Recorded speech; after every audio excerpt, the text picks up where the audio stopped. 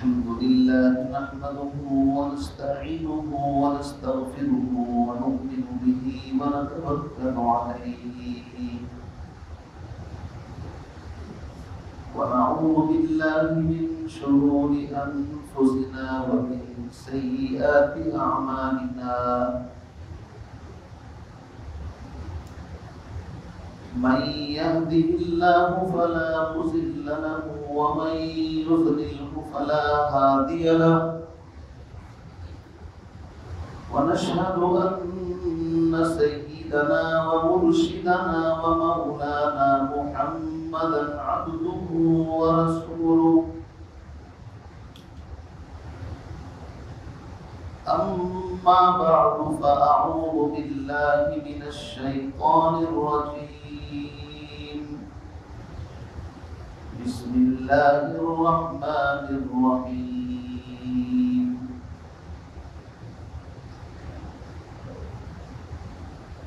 أم كنتم شهداء إذ حضر يعقوب الموت إذ قال لبنيه ما تعبدون من بعدي قالوا نعبد إلهك وإله آبائك إبراهيم وإسماعيل وإسحاق إلها واحدا ونحن له مسلمون تلك أمة قد خلت لها ما كسبت ولكم ما كسبتم ولا تسألون عما كانوا يعملون وقال الله تبارك وتعالى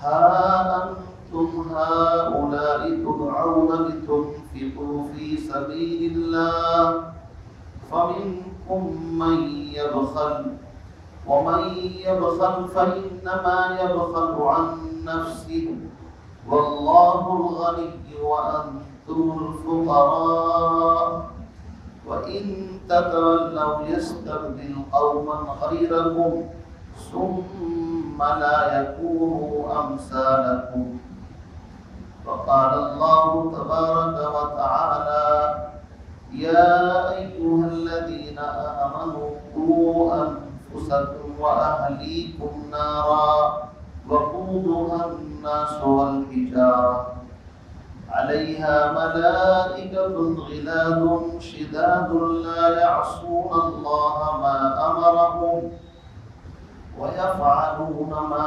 يؤمرون صدق الله العظيم وقال النبي صلى الله تعالى عليه وسلم إنما بعثت معلما ولأتمم مكارم الأخلاق أو كما قال النبي صلى الله تعالى عليه وسلم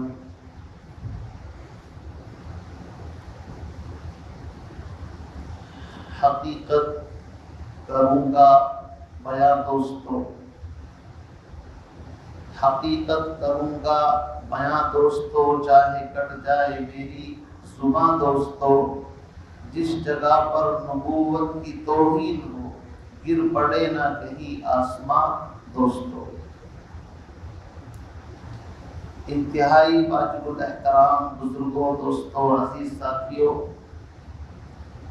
قرآن مقدس کی 2-3 جگہ سے 3 آیات خطبے کے اندر آپ کے سامنے پڑھی ہیں تلاوت کی ہے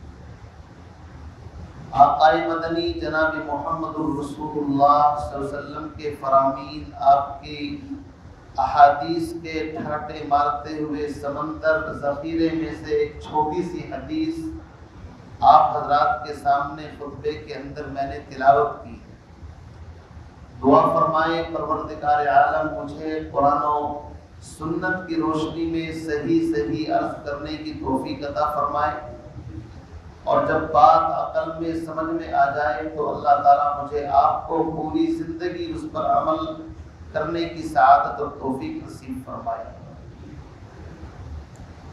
میرے بھائیوں، آج جس دور کے اندر میں اور آپ زندگی گزار رہے ہیں، یہ دور انتہائی نازک اور حساس دور ہے۔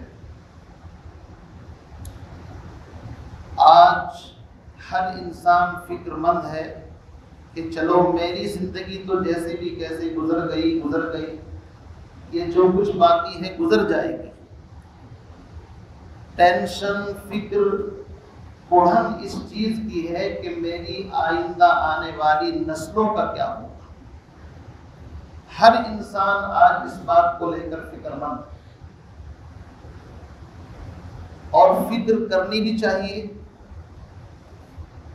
چونکہ اپنی ایمان، اپنی نسلوں کے ایمان کی، اپنے ایمان کی بقا اور تحفظ کے بارے میں اگر فکر نہ کیا جائے تو میں مانتا ہوں اس سے بڑا بے وقوف اور احمق کوئی نہیں ہو سکتا۔ اپنے ایمان کی فکر کرنا، اپنی نسلوں کے ایمان کی فکر کرنا، اور یہ بے چین اس کو اور یہ اڑھن کہ کس طریقے سے میں اس ملک کے اندر اپنے بچوں کے ایمان کی حفاظت کر سکتا ہوں، یہ اس کے مسلمان اور مومن ہونے کی ذمہ داری ہے کہ اس کو احساس ہے اس چیز کا۔ میں انشاءاللہ آپ حضرات کے سامنے قرآن پاک کی روشنی میں، میری کوئی بات اپنی بات نہیں ہوگی، پہلے تو آپ یہ سمجھ لیجیے، اس لیے کہ میں انسان ہوں، ہو سکتا ہے میری سوچ میں، میری باتوں میں کچھ غلطی ہو، آپ اس سے اتفاق نہ رکھتے ہوں، لیکن دنیا کا کوئی مسلمان ایسا نہیں کہ جس کا یہ یقین ہو کہ میں مسلمان ہوں، صاحب قرآن ہوں، اور اللہ اور رسول کی بات پر بھی اس کو ایمان نہ ہو تو پھر وہ مسلمان نہیں ہو سکتا۔ میں آپ کی اس بے چینی کا حل، آپ کے اس سوال کا جواب قرآن کی ان آیات کی روشنی میں دینا چاہتا ہوں۔ حضرت یعقوب علیہ نبینا علیہ السلام، آپ جانتے ہیں بنی اسرائیل انہی کی اولاد کو کہا جاتا ہے۔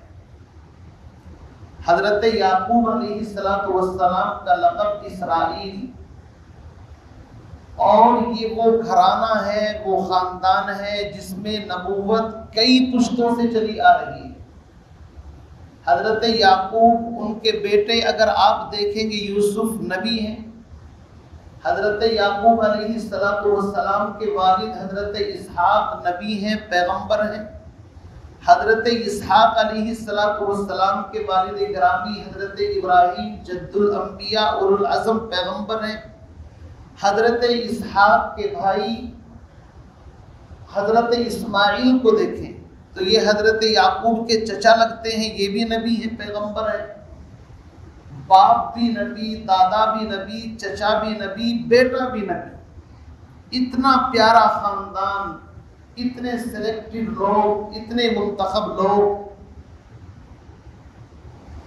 ان لوگوں کو اپنے ایمان کی فکر ہو رہی ہے، اپنی اولاد کے ایمان کی فکر ہو رہی ہے کہ ہماری اولاد کا ایمان کس طرح محفوظ ہو۔ آج اللہ معاف فرمائے، ہم تو مطمئن ہیں، ہمیں کوئی فکر نہیں زیادہ ہوتی اپنی اولاد کی، ہم تو سمجھتے ہیں خاندانی مسلمان ہیں، کوئی بات نہیں، ہمارے ایمان پر کیا کچھ ہوگا۔ لیکن قرآن کی یہ آیت سورہ بقرہ کی مجھے آپ کو سبق دے رہی ہے کہ حضرت یعقوب علیہ السلام مصر کے اندر پہنچ گئے، فلسطین سے ہجرت کر کے حضرت یوسف علیہ السلام جب مصر کے فوڈ منسٹر بنے اور مصر کے اوپر ان کی حکمرانی آئی، تو اس دور میں یہ سارا خاندان مصر کے اندر منتقل ہو گیا۔ اور مصر کی صورتحال اس زمانے کے اندر یہ تھی کہ حضرت یوسف کے آنے سے پہلے وہاں بت پرستی کی جاتی تھی، گائے کی پوجا کی جاتی تھی، وہاں پر بادشاہوں کے سامنے سجدہ کیا جاتا تھا، انسان کی پوجا کرتا تھا، چاند کی، سورج کی، ستاروں کی، نہ جانے کتنے خدا انہوں نے بنا رکھے ہیں۔ یہ تو اللہ کا نظام ہے کہ اللہ کو جب کہیں انقلاب لانا ہوتا ہے تو اللہ کی جو خفیہ تدبیر ہوتی ہے اس کے تحت کام ہوتا ہے۔ حضرت یعقوب علیہ السلام مصر کے اندر پہنچے، لیکن باپ ہوتا ہے، بوڑھوں کی عقل مکمل ہو جاتی ہے زمانے کی ٹھوکرے تجربے کھانے کے بعد، تو اگرچہ وہ نبی ہیں، اولاد بھی نبی ہے، لیکن پھر بھی ایک کڑھن، ایک بے چینی ان کے دل کے اندر ہے۔ انہیں فکر یہ ہے کہ ہم یہاں آئے ہیں ہجرت کر کے، ہماری تعداد بہت کم ہے، ہم اقلیت کے اندر ہیں، اور مصر کی جو آبادی ہے وہ اکثریت کے اندر ہے، اور ہر دور کے اندر مائنورٹی اور میجورٹی کے اندر آپ نے دیکھا ہوگا کہ جو اکثریت ہوتی ہے جس قوم کی وہی غالب آ جاتی ہے اور اقلیت اس کے اندر جذب ہو جاتی ہے۔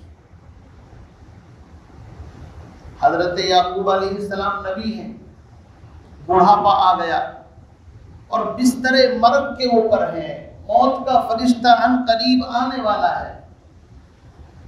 حضرت یعقوب علیہ السلام نے اپنے بیٹوں کو، پوتوں کو، خاندان کو، جو لوگ آئے تھے مصر کے اندر، سب کو جمع کر لیا، اور جمع کرنے کے بعد ان کے ذہن کے اندر ایک ہی فکر تھی کہ اللہ نے جو ایمان کی دولت ہمیں دی ہے، کہیں ایسا نہ ہو کہ آئندہ چل کر کے یہ ایمان کی دولت ہمارے یہاں سے نکل جائے۔ یاد رکھیے، یہ ایمان وہ چیز ہے کہ اگر باپ مسلمان ہے اور بیٹا غیر ایمان والا ہے تو باپ کا ایمان بیٹے کے کام نہیں آ سکتا۔ شوہر اگر نبی ہے اور بیوی کافرہ ہے تو شوہر کا ایمان بیوی کے کام نہیں آتا۔ سورہ تحریم کی آیت اللہ نے صاف فرما دیا، وَضَرَبَ اللَّهُ مَثَلًا لِّلَّذِينَ كَفَرُوا امْرَأَتَ نُوحٍ وَامْرَأَتَ لُوطٍ كَانَتَا تَحْتَ عَبْدَيْنِ مِنْ عِبَادِنَا صَالِحَيْنِ فَخَانَتَاهُمَا فَلَمْ يُغْنِيَا عَنْهُمَا مِنَ اللَّهِ شَيْئًا وَقِيلَ ادْخُلَا النَّارَ مَعَ الدَّاخِلِينَ۔ اللہ فرماتا ہے، میں نے کہا میں آج اپنی بات نہیں، میں قرآن کی بات آپ کے سامنے رکھ رہا ہوں۔ اللہ فرماتے ہیں ہمارے دو بندوں کا واقعہ، ایک کا نام نوح، ایک کا نام لوط۔ نوح علیہ السلام 1350 سال تک، 950 سال تک تو تبلیغ کی ہے، اور 1365 سالہ عمر اللہ نے ان کو عطا فرمائی ہے۔ ایمان کی تبلیغ، ایمان کی محنت کرتے رہے، لیکن بیوی ایمان نہیں لائی، بیوی کافرہ رہی۔ شوہر نبی، نبوت کا علم بردار، داعی، مبلغ، کچھ بھی کہہ سکتے ہیں آپ، لیکن بیوی مسلمان نہیں ہوئی۔ حضرت لوط علیہ السلام پیغمبر ہے، نبی ہے، لیکن بیوی کافرہ ہے، مسلمان نہیں ہوئی۔ اللہ نے قرآن میں مسئلہ سمجھا دیا کہ ان کا ایمان ان دونوں کے کچھ کام نہ آیا۔ یہ ایمان اور کفر وہ چیز ہے کہ ہم اپنے ایمان پر مطمئن نہ ہوں۔ اللہ کے نبی علیہ السلام نے اپنی پھوپھی حضرت صفیہ سے فرمایا تھا، اے میری پھوپھی، قبر کے اندر حسب نسب نہیں چلتا، وہاں پر تو یہی پوچھا جائے گا من ربک ما دینک من نبیک، وہاں اعمال کام آئیں گے۔ اس لیے میرے بھائیوں، حضرت یعقوب علیہ السلام جانتے تھے کہ ہم نبی ہیں، ٹھیک ہے، کہیں ایسا نہ ہو ہماری نسلوں کے اندر بے دینی کے اثرات، یہاں کا ماحول ان کے اوپر چھا جائے اور یہ دین کی دولت سے محروم ہو جائے۔ تو آخری وقت میں انسان جو کلمات کہتا ہے اس کو کیا کہتے ہیں؟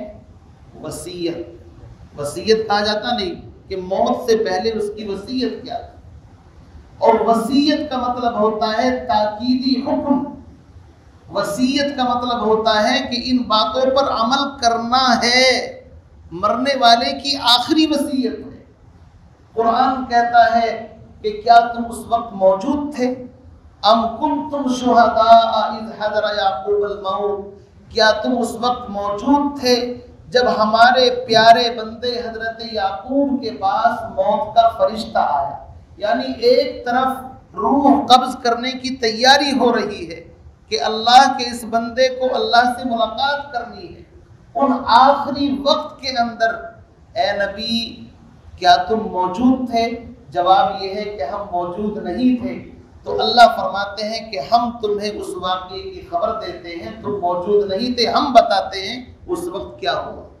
اس وقت یہ ہوا اذ قال لبنیہ ما تعبدون من بعدی، کہ حضرت یعقوب نے اپنے بیٹوں پوتوں سے، خاندان کے لوگوں سے آخری سوال یہ کیا، ما تعبدون من بعدی، یہ بتاؤ میرے دنیا سے جانے کے بعد تم کس کی عبادت کرو گے، کس مذہب کے اوپر چلو گے، کس کو اپنا رب مانو گے، کس کو خدا مانو گے؟ توحید کے بارے میں فکر مند۔ ام کنتم شہداء اذ حضر یعقوب الموت اذ قال لبنیہ ما تعبدون من بعدی، جب یہ حضرت یعقوب نے یہ سوال کیا تو قرآن خود جواب دیتا ہے، قالوا، وہ سب کے سب ایک زبان ہو کر کے کہنے لگے، نعبد الہک، ہم آپ ہی کے معبود کی عبادت کریں گے، کسی اور کی نہیں کریں گے۔ اور آگے وضاحت فرمائی، قالوا نعبد الہک و الہ آبائک ابراہیم و اسماعیل و اسحاق، اور آگے فرمایا الہ واحدہ، ایک ہی معبود کی عبادت کریں گے۔ والد محترم آپ فکر مند نہ ہوں، ہم اپنے ایمان کو اس باطل ماحول کے اندر انشاءاللہ بچا کر کے چلیں گے۔ ہم اقلیت کے اندر ہیں، مائنورٹی کے اندر ہیں، لیکن مصر کی یہ اکثریت ہمارے اوپر کبھی غالب نہیں آئے گی، ہم آپ کو اطمینان دلاتے ہیں۔ بس یہ کلمات جب انہوں نے سنے تو ان کو تسلی ہو گئی کہ میری ذمہ داری ادا ہو گئی۔ یہ گھر کے فرد کی ذمہ داری ہے کہ اپنی اولاد کے ایمان کی حفاظت کرے۔ اللہ کے نبی نے فرمایا، کلکم راع وکلکم مسئول عن رعیتی، تم میں کا ہر آدمی راعی، چرواہا، نگہبان ہے، اور اس سے اس کے گلے کے بارے میں، اس کی رعایا کے بارے میں اس سے سوال کیا جائے گا۔ گھر کا بڑا آدمی یہ نہ سمجھے کہ بس میں چودھری صاحب ہوں، بڑا ہوں، نہیں، بڑا ہونے کے ساتھ ساتھ اس کی ذمہ داری بھی بڑی ہے۔ جن کے رتبے ہیں سوا، ان کو سوا مشکل ہے۔ جس کے پاس جتنی بڑی ذمہ داری ہوتی ہے، عہدہ ہوتا ہے، اس کی ذمہ داریاں اتنی ہی بڑھ جاتی۔ میرے بھائیوں، حضرت یعقوب علیہ السلام کے اس واقعے کو قرآن نے مجھے آپ کو اس لیے سنایا ہے کہ ہم بھی اپنے ایمان، اپنی اولاد کے ایمان کی فکر اسی طریقے سے کریں۔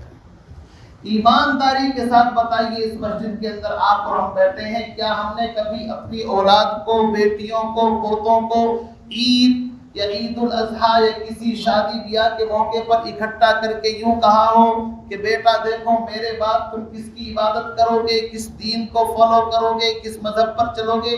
کبھی فکر نہیں ہوتی۔ تو کیا قرآن نے صرف ایک حکایت سنائی، یہ واقعہ سنایا ہے؟ قرآن کا میسج یہ تھا کہ اس واقعے کو گھر کے ہر بڑے کو فالو کرنا چاہیے اور اپنی اولاد کے ایمان کی فکر کرنی چاہیے۔ حضرت اسماعیل علیہ السلام پیغمبر ہیں، نبی ہیں۔ قرآن کہتا ہے وَاذْكُرْ فِي الْكِتَابِ إِسْمَاعِيلَ إِنَّهُ كَانَ صَادِقَ الْوَعْدِ وَكَانَ رَسُولًا نَبِيًّا وَكَانَ يَأْمُرُ أَهْلَهُ بِالصَّلَاةِ وَالزَّكَاةِ وَكَانَ عِندَ رَبِّهِ مَرْضِيًّا۔ ہمارے بندے اسماعیل کا واقعہ بھی قرآن ہم کو سناتا ہے، اس کا واقعہ بھی سن لیجیے۔ وہ سچے تھے، نبی تھے، اس کے باوجود اپنی بیوی کو، اپنی اہلیہ کو ایمان کی، نماز کی، زکوٰۃ کی تاکید کر رہے ہیں۔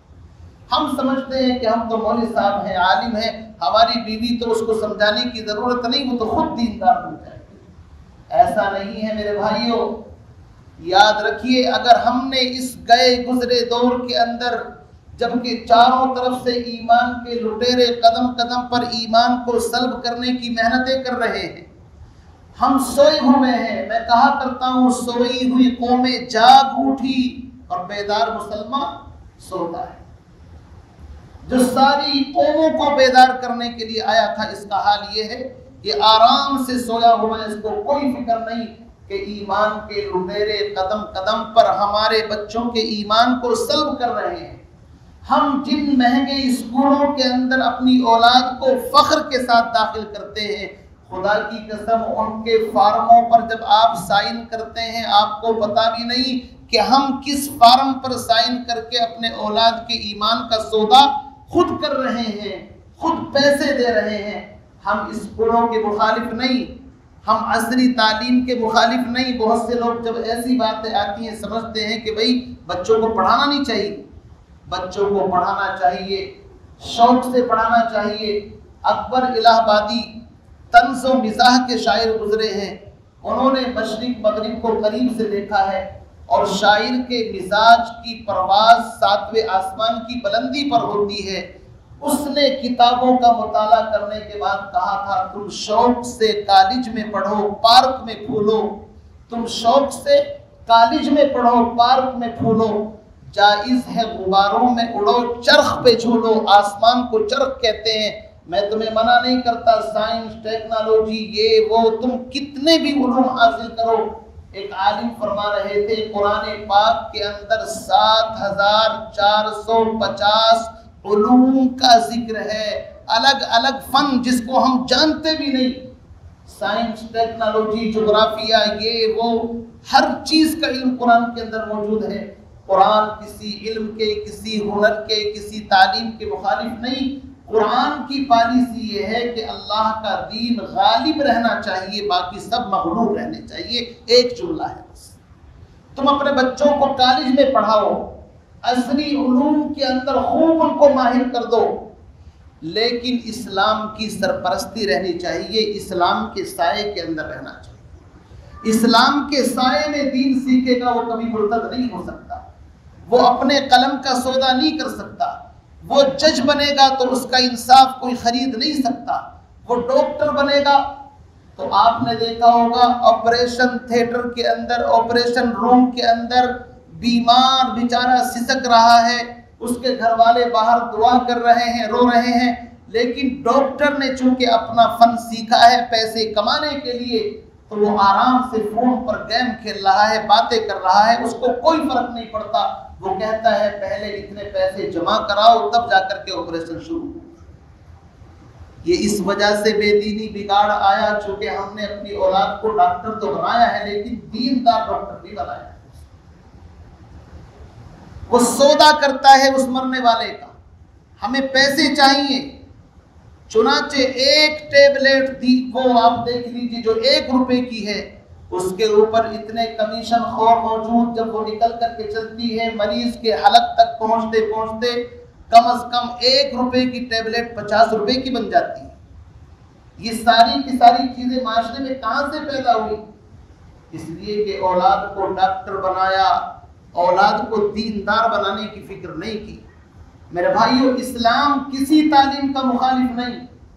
اسلام کہتا ہے کہ تم اپنے بچوں کو جو چاہو ایجوکیشن دو، تعلیم دو۔ قرآن نے تو خود کہا ہے اقرأ باسم ربک الذی خلق خلق الانسان من علق، پڑھ اپنے رب کے نام سے جس نے پیدا کیا۔ یہاں پر عربی گرامر کے اعتبار سے مفعول موجود نہیں ہے۔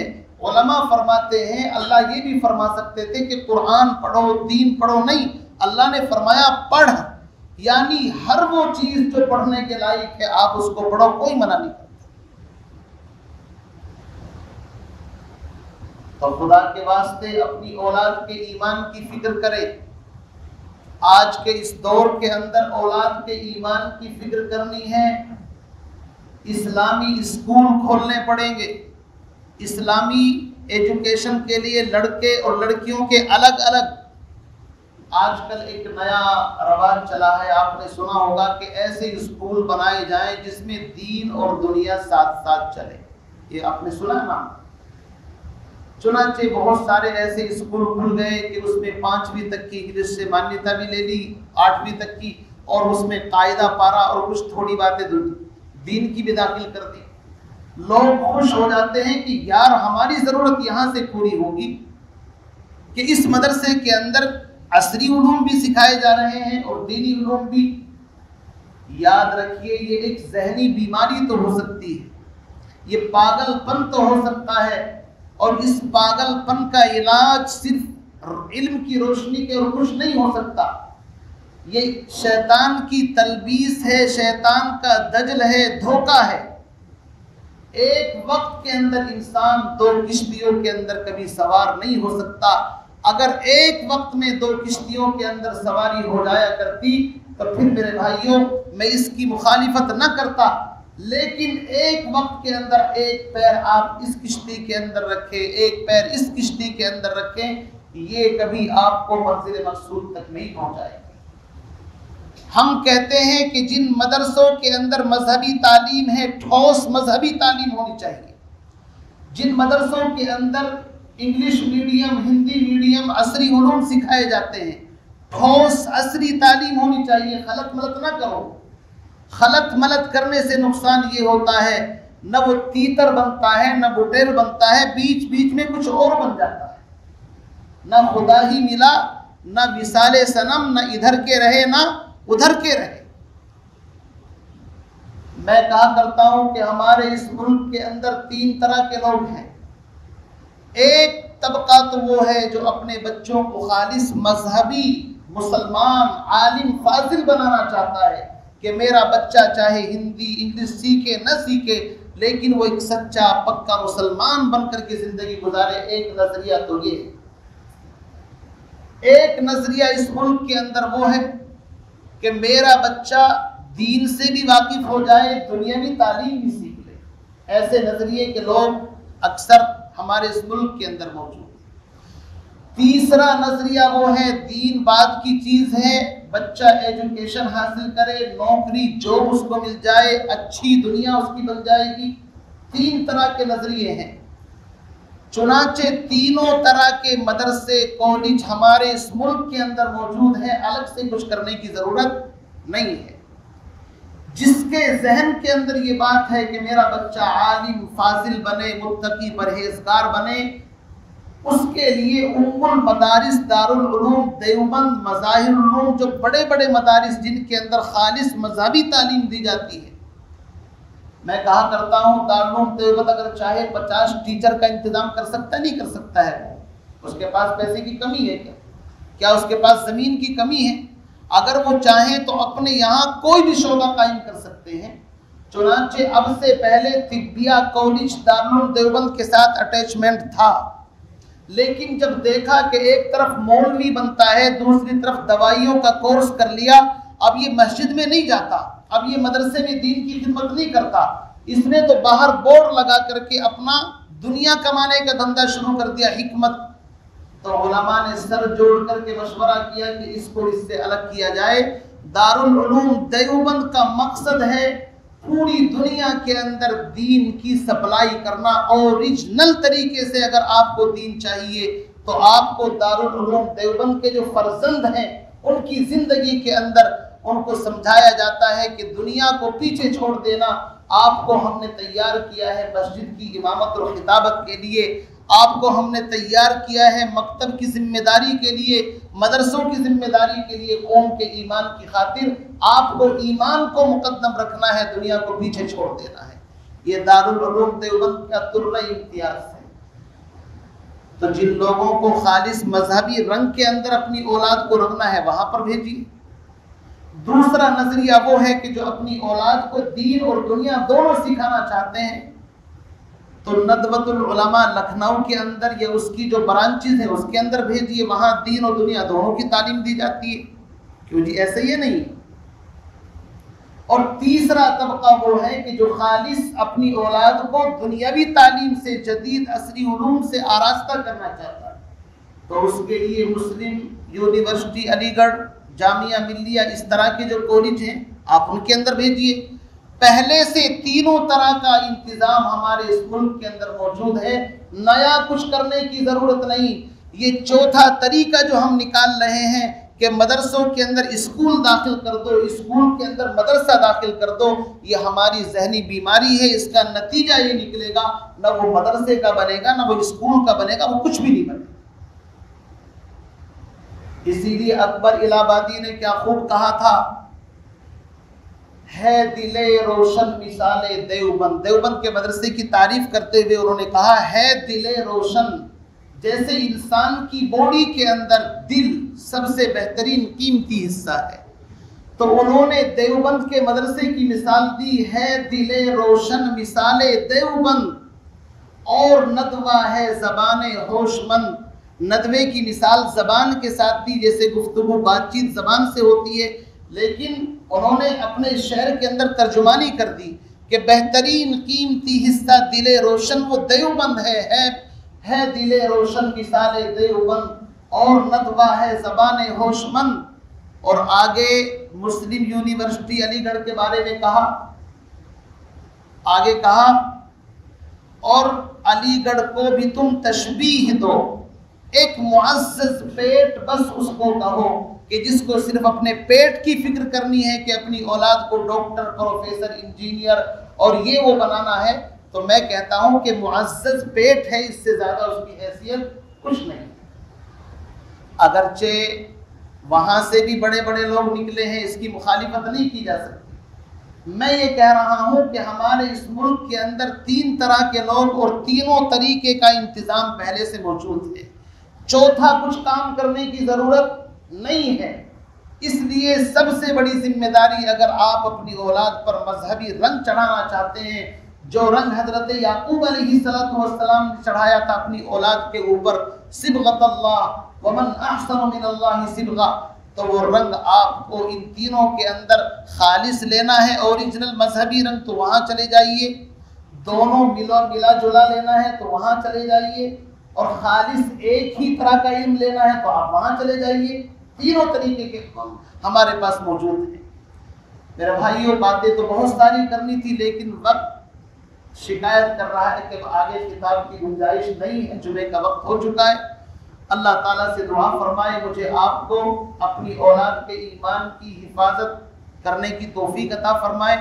اس کے لیے بہترین طریقہ یہ ہے 4 کام ہم کر لیں.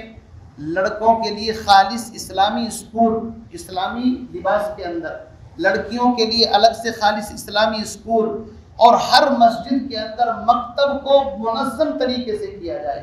جتنی بھی مسجدیں ہیں ان کے اٹیچ میں، جیسے ہمارے یہاں مکتب چلتا ہے، تو اپنے محلے کی جو بچیاں ہیں، بچے تو کہیں بھی پڑھ سکتے ہیں لیکن بچیوں کا مسئلہ اہم ہے، اس لیے آپ اپنی بچیوں کو، چاہے وہ بالغ ہیں، اگر بڑی ہو گئی ہیں تو انشاءاللہ ان کے ایمان کی، ان کے قرآن کی فکر آپ کے ٹرسٹ کے ذمہ ہے کہ وہ چاہے کسی خاتون کے ذریعے سے، کسی کے ذریعے سے بھی ان کے ایمان اور قرآن کی حفاظت کا ذریعہ انشاءاللہ ہوگا. آپ سب اپنی بچیوں کو، بچوں کو یہاں بھیجنے کی کوشش کریں. اللہ تعالیٰ مجھے آپ کو مدارس سے، مکاتب سے وابستگی نصیب فرمائے، اور ہم سب کے ایمان کی اللہ تعالیٰ حفاظت فرمائے. وآخر دعوانا ان الحمد للہ رب العالمین.